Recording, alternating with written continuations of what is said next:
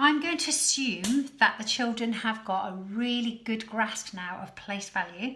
So they understand how numbers are written using these columns, and they understand the value of the digits, and they've had lots of practice of making them with the base 10 equipment and with place value cards and lots of other equipment that we can use, and they're very familiar with all of the Numicon resources that schools would use. So I'm also going to assume that they've got really good rapid recall that they will have learnt in year 2, so they know all their number bonds and they've got basic understanding of multiply and divide by 10. So I'm going to assume that they're where they should be, ready for me to start to teach them formal methods. Formal methods means putting digits in columns to do the operations. Prior to formal methods would be informal methods where you're using partitioning and you're using number sentences and you're using your rapid recall and number bonds to do that.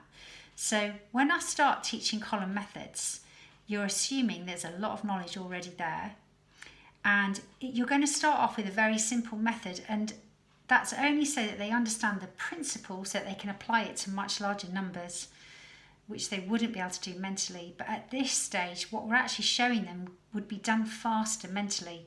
So it's understanding that you're teaching a principle. So let's start by showing how I would use my concrete apparatus so that they've got a really strong concept of how to teach addition with the carrying and exchanging that they're going to need to do. So let's choose our numbers carefully. So I'm going to do add 17. So I choose the numbers to make sure that these two numbers here bridge 10, because that's what I want to practice.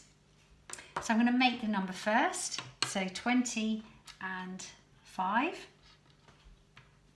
Using your Numicon arrays so you can count in twos. And 17.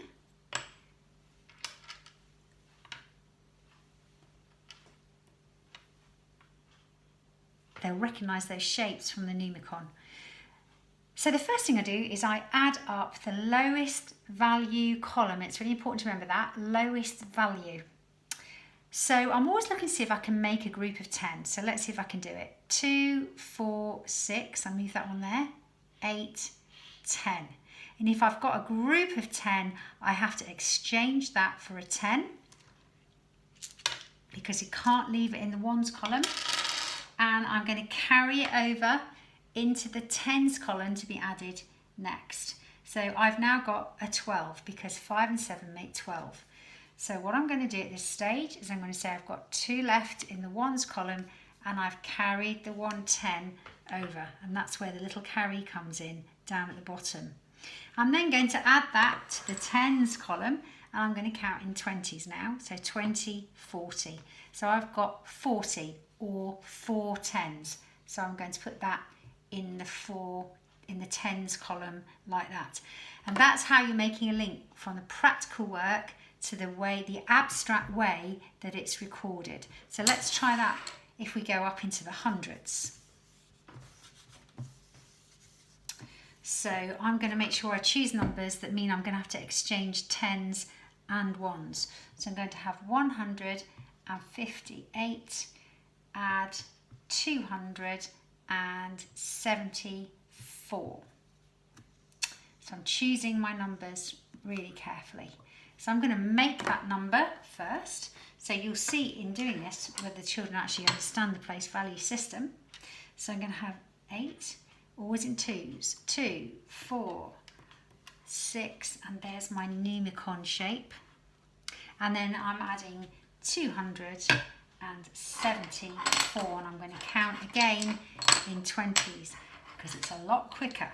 20, 40, 60, and one more is 70. So there's an assumption here that children can count in tens, and they do a lot of work on that in year 1 and year 2 so that they're able to do this. So you need to check that they've got really good number counting and number bond skills. And 4 ones. So I'm going to start with my lowest value column.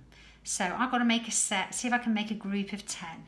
So I know I've got 8 here. I don't need to count them again. So I'm counting on from 8. 8, 10. I'm going to exchange that for a 10. And that leaves me with 2 in my ones column and 1 10, which I'm going to carry over into there. And you can see that 12, can't you? That 1 there and the 2 ones, that 1 10. Now I'm going to add that together and see how many 10s I've got.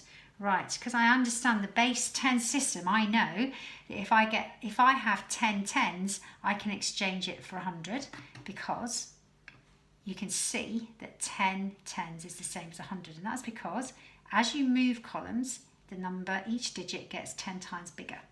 So I'm going to count 20, 40, 60, 80, 100. So I know I can exchange that for 100, but it has to go. You can't just about see it at the bottom. And I've got 3 10s left. So I've actually got 130.